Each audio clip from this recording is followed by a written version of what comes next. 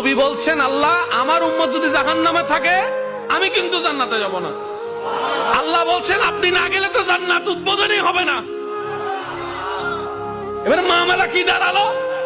আল্লাহ পাক বলে যে আমি তাহকামুল হাকিমিন নিজেকে বলেছি, বিচার না করলেও তো জিনিসটা সুন্দর হয় না। অনবী একটা কাজ করেন, ওয়ালা সাউফা ইউতিকা রাব্বুকা ফাতারদাত, আমি কাউকে বলি নাই, আপনাকে না বলেছি। ওমা আরসালনাকা ইল্লা রাহমাতাল লিল আলামিন, কারো সম্পর্কে নাজিল করি নাই, আপনাকে দিয়েছি। ওয়ালাল আখিরাতু খায়রুল লাকা মিনাল উলা, কাউকে বলি নাই, আপনাকে বলেছি। আর আমি আল্লাহ ভালো করে জানি আপনি হচ্ছেন উম্মতের দরদি নবী। আপনি নিজের জন্য কাঁদেন নাই, সন্তানের জন্য কাঁদেন নাই, পরিবারের জন্য কাঁদেন নাই, নাতির জন্য কাঁদেন নাই, যত কেঁদেছেন জীবনে সবকিছু উম্মতের জন্য।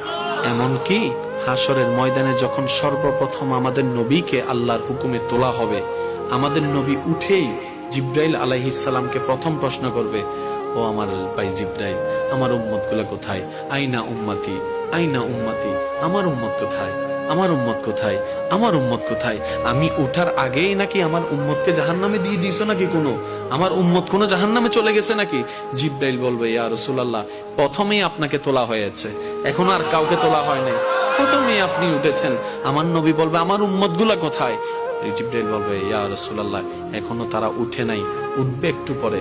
নবী দৌড়ায় চলে যাবে আল্লাহর রহমতের দরবারের দিকে। সিজদায় যে পড়বে, একটাই কথা থাকবে, রব্বি হাবলি উম্মতি, রব্বি হাবলি উম্মতি। একটু মনোযোগ চাইবো আমি আশিকদের, রব্বি হাবলি উম্মতি, ও আল্লাহ আমার উম্মত গুলাকে আমাকে দিয়ে দাও। তো উম্মতের লিস্টির ভিতরে তো আবু বকর সিদ্দিকের নামও আছে, উম্মতের লিস্টির ভিতরে তো ফারুকে আজমের নামও আছে, উম্মতের লিস্টির ভিতরে তো সাহাবায়ে